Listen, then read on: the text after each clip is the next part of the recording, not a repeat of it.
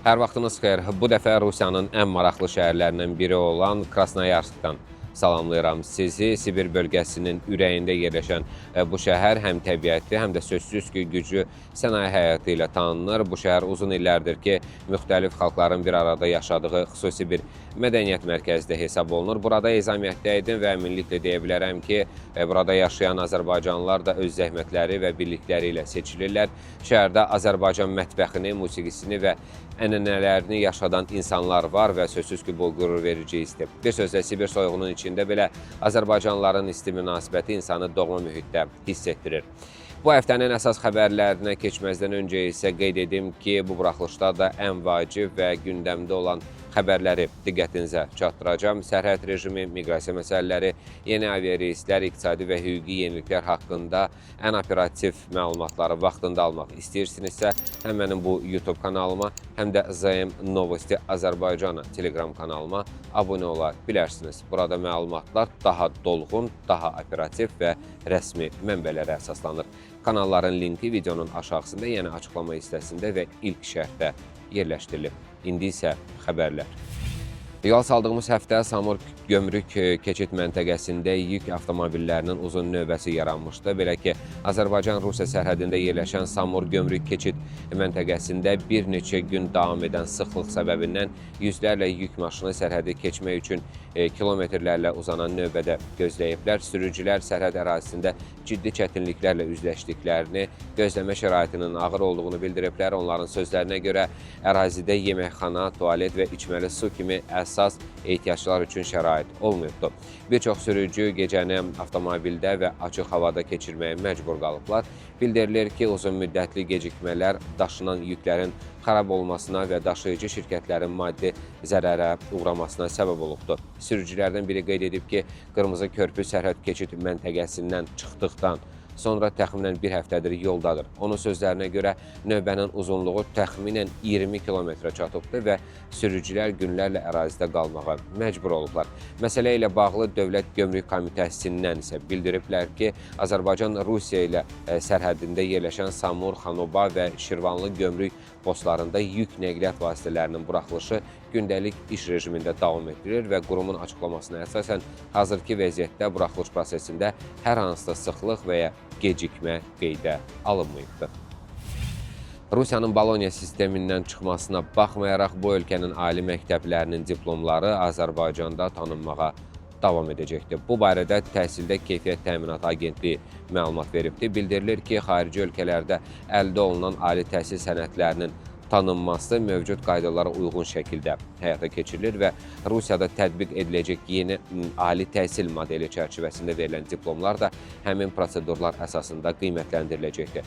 Xatırladım ki, Rusiyada 26-cı il sentyabrın 1-dən etibarən ali təhsil sistemində islahat qüvvəyə minir. Yeni modelə əsasən bakalavr, magistr pillələri ləğv olunur və onların yerinə baza ali təhsil və ixtisaslaşmış ali təhsil mərhələləri tətbiq edilir. Agentlikdən qeyd edilib ki, kvalifikasiyaların spesifik xüsusiyyətləri nəzərə alınaraq zəruri hallarda əlavə sənədlərdə tələb oluna bilər. Bununla belə Azərbaycanın Boloniya sistemində qalması fonunda gələcəkdə müəyyən uyğunlaşdırma çətinliklərinin yaranması da istisna edilmir. Rusiyada xarici vətəndaşların sayı son bir ildə təxminən 700 min nəfər azalaraq 6,8 milyondan 6,1 milyona düşübdür. Bu barədə rəsmi qurumların açıqladığı statistik məlumatlarda qeyd olunur. Məlumata əsasən 2026-cı ilin ilk rübündə Rusiya 2,5 milyon xarici vətəndaş və vətəndaşlığı olmayan şəxs daxil olubdur. Bu göstərici ötən ilin eyni dövrü ilə müqayisədə 15% azalma deməkdir. Gələnlərin təxminən 72%-ni MDB ölkələrinin vətəndaşları təşkil edibdir. Eyni zamanda yaşayış icazələrinin ləğvi ilə bağlı qərarların sayında da ciddi artım qeydə alınıbdır. 2026-cı ilin ilk 3 ayında təxminən 8,3 min belə qərar qəbul edilib ki, bu da ötən ilin eyni dövrü ilə müqayisədə 90%-dən çoxdur. Nəticədə ölkədə yaşayış icazəsi olan xarici vətəndaşların sayı 581 min nəfər təşkil edib. Bundan əlavə 2024-cü ilin sentyabrından 2026-cı ilin mart ayınadək müraciət edən xarici vətəndaşlardan təxminən 3 min nəfərinə müvəqqəti yaşamaq icazəsi verilibdir. Miqrasiya sahəsində tətbiq olunan yeni mexanizmlər çərçivəsində sərhəddə biometrik məlumatların toplanması da davam etdirilir. 24-cü ilin dekabrından 26-cı ilin aprel ayınadək 10,5 milyon nəfər nəfərdən biometrik məlumatlar götürülübdür. Aparılan yoxlamalar nəticəsində saxta sənədlərdən istifadə edən ölkəyə girişinə məhdudiyyət qoyulmuş və ya axtarışda olan 56 mindən çox pozuntu halı aşkarlanıbdır. Eyni zamanda səfərlərin əvvəlcədən təsdiqi sistemi də tətbiq olunur. Bu çərçivədə xarici vətəndaşlar mobil tətbiq vasitəsilə əvvəlcədən elektron bildiriş təqdim edirlər. Ümumilikdə 136 mindən çox müraciətə baxılıb, onlardan təxminən 6,7 mindən imtina verilibdir. Paytaxtda fəaliyyət göstərən miqrasiya mərkəzlərində isə 2,2 milyondan çox xarici vətəndaş könüllü genom qeydiyyatından keçibdir. Həmçinin vizasız əmək miqrantlarının qeydiyyatı və onların yerləşmə yerlərinin rəqəmsal nəzarəti üzrə eksperiment də həyata keçirilir. Ümumilikdə Rusiyada xarici vətəndaşların əhəmiyyətli hissəsi ölkəyə əsasən əmək fəaliyyəti məqsədi ilə gəlir. Əsas miqrasiya axınını Mərkəzi Asiya və qonşu ölkələrdən formalaşır. Gözlənilir ki, yaxın illərdə də xarici işçi qüvvəsinə tələbat davam edəcəkdir. Bununla yanaşı qeyri-qanuni miqrasiyanın və onunla bağlı ümumiyyətlə hüquq pozmalara qarşı mübarizənin də gücləndirilməsi nəzərdə tutulur. Rusiyada patent sistemi üzrə vergi daxil olmaları 2026-cı ilin ilk 3 ayında 13% artaraq 35 milyard rubldan çox olub.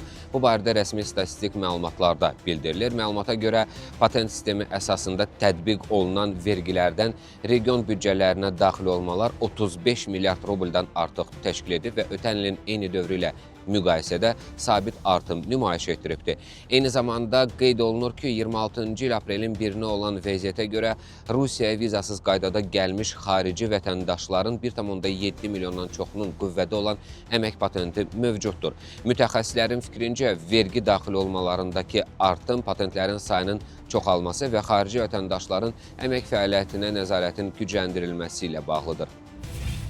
Dövlət Duması ildə 10 aydan az işləyən miqrantların VNJ və RVP-sinin ləğvi ilə bağlı qanun layihəsini artıq yaz sessiyası ərzində qəbul edə bilər. Sənəd, yaşayış icazəsi və ya müvəqqəti yaşamaq icazəsi alan xarici vətəndaşların sənədlərinin əgər onlar sənədləri aldıqları tarixdən etibarən bir il ərzində 10 aydan az işləyiblərsə ləğv edilməsi nəzərdə tutulur. Stat: Hazırda Dövlət Dumasının baxışında miqrasiya siyasətinin daha da təkmilləşdirilməsinə yönəlmiş qanun layihələri var. O cümlədən ildə 10 aydan az işləyən miqrantların VNJ və ya RVP-sinin ləğvinə imkan verən normanın tətbiqi təklif olunur. Yaz sessiyası ərzində onun qəbuluna nail olmağı planlaşdırırıq. Statın sonu. Təşəbbüs həmçinin sahibkarlıq fəaliyyəti ilə əlaqəli olmayan şəxsi, məişət və digər oxşar ehtiyaclar üçün fiziki şəxslərdə çalışan əcnəbilərə də şamil olunur. Ləğv üçün əsas hesabat ilində 10 aydan az işləmək və ya həmin müddət ərzində həm miqrantın özü, həm də elə himayəsində olan ailə üzvləri üçün sabit avans ödənişi formasında NDFL ödənişinin təsdiqlənməsi ola bilər. Gözlənilir ki, yeni tədbirlər miqrantların Rusiyada qanuni qalmasına, həmçinin onların məşğulluğu və gəlirlərinə nəzarəti gücləndirəcək. Rusiyanın Daxili İşlər Nazirliyi xarici işçi qüvvəsinin təşkilatlanmış qaydada cəlb olunması üzrə eksperimentin hazırlanmasını davam etdirir. Qurum tərəfindən bu prosesi tənzimləyən 4 qanun layihəsi hazırlanıbdır. Layihədə Rusiya Federasiyası hökumətinə 1 yanvar 27-ci ildən 31 dekabr 30-cu ilədək eksperimentin keçirilməsi ilə bağlı səlahiyyətlərin verilməsi nəzərdə tutulur. Buraya eksperimentin təşkili qaydalarının iştirak edəcək regionların və digər tələblərin müəyyənləşdirilməsi daxildir. Qanun layihələrində həmçinin Rusiyada əmək fəaliyyəti ilə məşğul olan əcnəbi vətəndaşların vergilərinin hesablanması və ödənilməsi qaydasının müəyyən edilməsi də təklif olunur. Bundan əlavə dəyişikliklər Rusiya Federasiyasının əmək məcəlləsinə də şamil ediləcək. Eksperiment çərçivəsində əcnəbilərə yalnız müddətli əmək müqavilələrinin bağlanması və əmək haqqının hesablanması üzrə xüsusi qaydaların tətbiqi planlaşdırılır. Bununla əlaqədar məcəllənin müvafiq maddələrinə əlavələrin edilməsi də nəzərdə tutulur. Qeyd edim ki, xarici işçi qüvvəsinin təşkilatlanmış qaydada cəlb olunması üzrə eksperiment təşəbbüsü Rusiya rəhbərliyinin tapşırığı əsasında Daxili İşlər Nazirliyi tərəfindən hazırlanır. Layihənin məqsədi miqrasiya proseslərinin tənzimlənməsi və miqrantların küçələrdə nəzarətsiz şəkildə qalmasının qarşısını almaqdır. Beləliklə, bu buraxılışımızın da sonuna gəldik. Ən vacib və operativ xəbərləri ilk siz almaq istəyirsinizsə, Zayem Novosti Azərbaycana Telegram kanalına qoşulun və bu YouTube kanalına da abunə olmağı unutmayın. Linklər videonun altında və ilk şərtdə yerləşdirilib. Növbəti buraxılışda görüşənədək sağ olun, salamat qalın.